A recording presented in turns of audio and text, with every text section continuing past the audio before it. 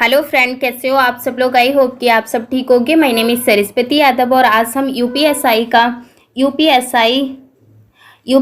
का मूल विधि का प्रैक्टिस सेट करने वाले हैं। और ये जो प्रैक्टिस सेट है ये है 2014 का। कब का ये प्रैक्टिस सेट है? तो ये 2014 का प्रैक्टिस सेट है। और इसमें से आज हम मूल विधि से ओनली हमने 10 मोस्ट इम्पोर्टेंट क्वेश्चन लिए हैं। और अब हम क्वेश्चन स्टार्ट करते हैं। और अगर आप अपने GK teacher academy YouTube channel पर पहली बार विजिट कर रहे हो तो प्लीज़ चैनल को सब्सक्राइब एंड बेल आइकन को प्रेस कर लीजिए, जिससे कि आने वाली हर नई वीडियो आप तक जल्दी से जल्दी पहुंच जाए। तो अब क्वेश्चन स्टार्ट करते हैं। फर्स्ट क्वेश्चन है, एक नागरिक द्वारा सभा करने के अधिकार का प्रयोग किया जाता है या किया जा सकता है बशर्ते कि ए ऑप्शन है सभा शांतिपूर्ण है, बी ऑप्शन है सभा शांति विहीन है, सी ऑप्शन है दोनों ए और बी, डी ऑप्शन है ना तो ए और ना तो बी। इसका राइट आंसर है ए, सभा शांतिपूर्ण करनी चाहिए। अगर आर्टिकल की बात करें, आर्टिकल 19 के तहत आवाज उठाने तथा धरना प्रदर्शन किया जाता है। नागरिक को सभा करने का अधिकार किस आर्टिकल के तहत मिला हुआ है? तो आर्टिकल 19 के तहत सभा करने का अधिकार मिला हुआ है। नेक्स्ट क्वेश्चन है, विश्व पर्यावरण की तिथि है। ए ऑप्शन है 5 जून, बी ऑप्शन है 14 जून, सी ऑप्शन है 2 अक्टूबर, डी ऑप्शन है 15 जुलाई। इसका राइट आंसर है ए, दिवस मनाया जाता है। अगर सेकंड ऑप्शन की बात करें यानी कि 14 जून के लिए कौन सा डे मनाया जाता है? तो 14 जून के लिए विश्व रक्तदाता दिवस मनाया जाता है। विश्व रक्तदाता दिवस मनाया जाता है। 14 जून के लिए कौन सा डे मनाया जाता है? तो 14 जून के लिए ब्लड डोनेशन डे मनाया जाता है। 2 अक्टूबर की बात करें, 2 अक्टूबर के लिए महात्मा गांधी जयंती मनाई जाती है। और इस बार जो अक्टूबर में महात्मा गांधी जयंती मनाई गई थी, ये कौन सी भी बार मनाई गई थी? तो ये 150वीं बार मनाई गई थी। कौन सी जयंती मनाई गई थी? तो ये 151वीं बार जयंती मनाई गई थी। नेक्स्ट क्वेश्चन है, भारत की केंद्रीय मंत्री परिषद उत्तरदायी है।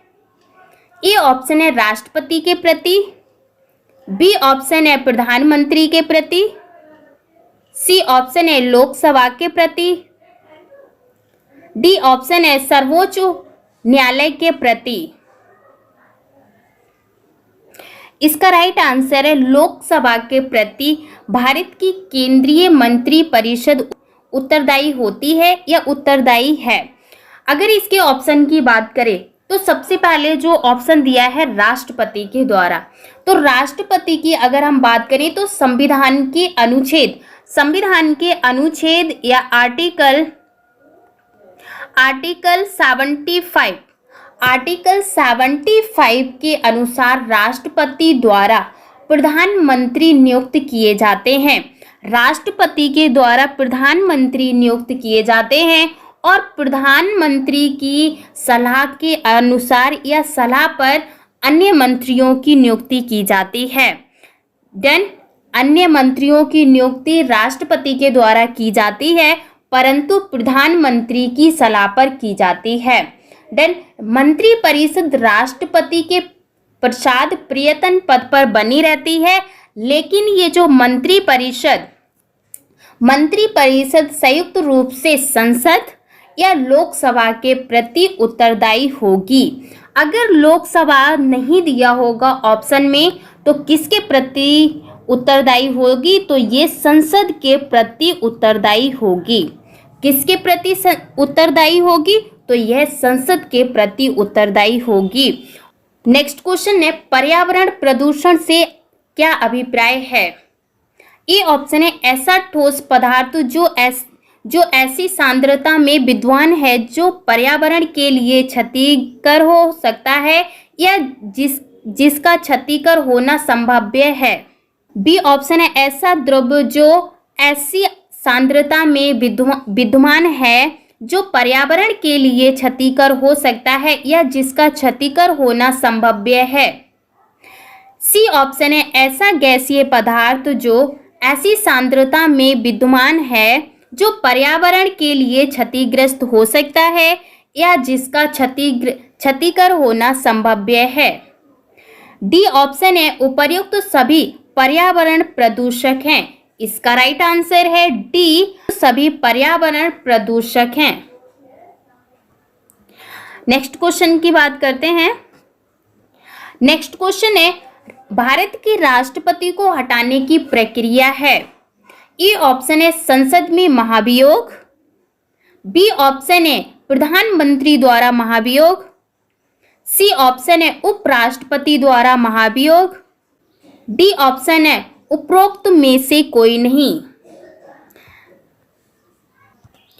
इसका राइट आंसर है ए, संसद में महाभियोग। महाभियोग की पहले हम बात करते हैं कि महाभियोग किन किन पर लगाया जा सकता है।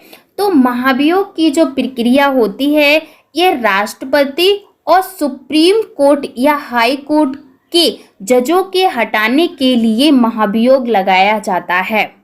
और महाभियोग कब लगाया जाता है? तो भारतीय राष्ट्रपति को संविधान के उल्लंघन के मामलों में या मामलों में महाभियोग की प्रक्रिया के माध्यम से राष्ट्रपति को उसके पद से हटाया जा सकता है।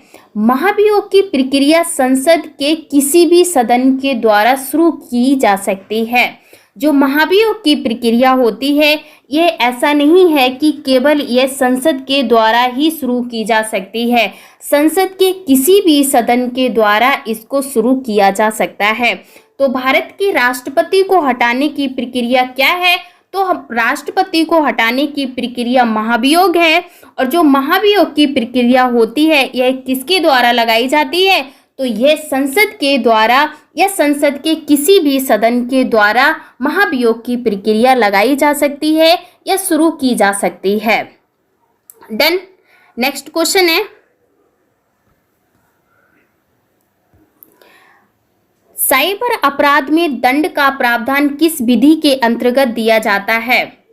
ए ऑप्शन है सूचना प्रौद्योगिकी अधिनियम, बी ऑप्शन है सूचना का अधिकार अधिनियम, सी ऑप्शन है भारतीय दंड संहिता, डी ऑप्शन है उपर्युक्त में से कोई नहीं। इसका राइट आंसर है ए, सूचना प्रौद्योगिकी अधिनियम। सूचना प्रौद्योगिकी अधिनियम की शुरुआत कब हुई थी? तो सूचना प्रौद्योगिकी अधिनियम की शुरुआत 17 अक्टूबर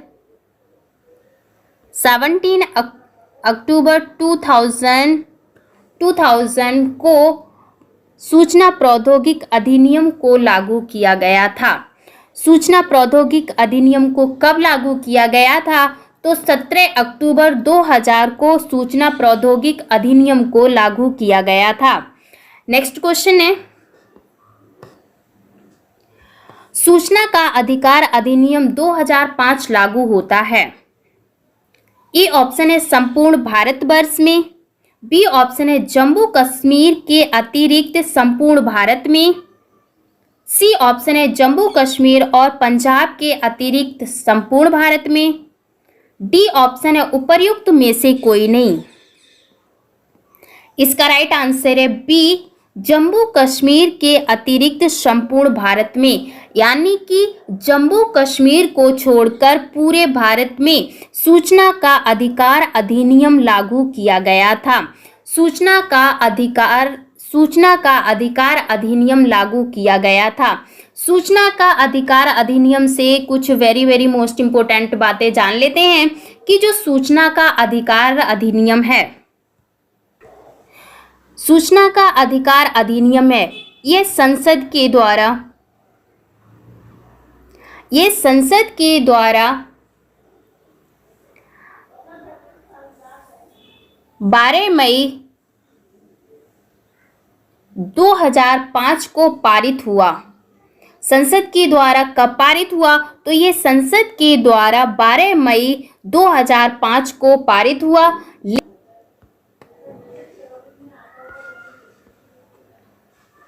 राष्ट्रपति की अनुमति, लेकिन राष्ट्रपति की अनुमति 15 जून 2005 को मिली। राष्ट्रपति के द्वारा अनुमति कब मिली? तो राष्ट्रपति के द्वारा अनुमति 15 जून 2005 को मिली और ये 12 अक्टूबर 2005 को जम्मू एंड कश्मीर को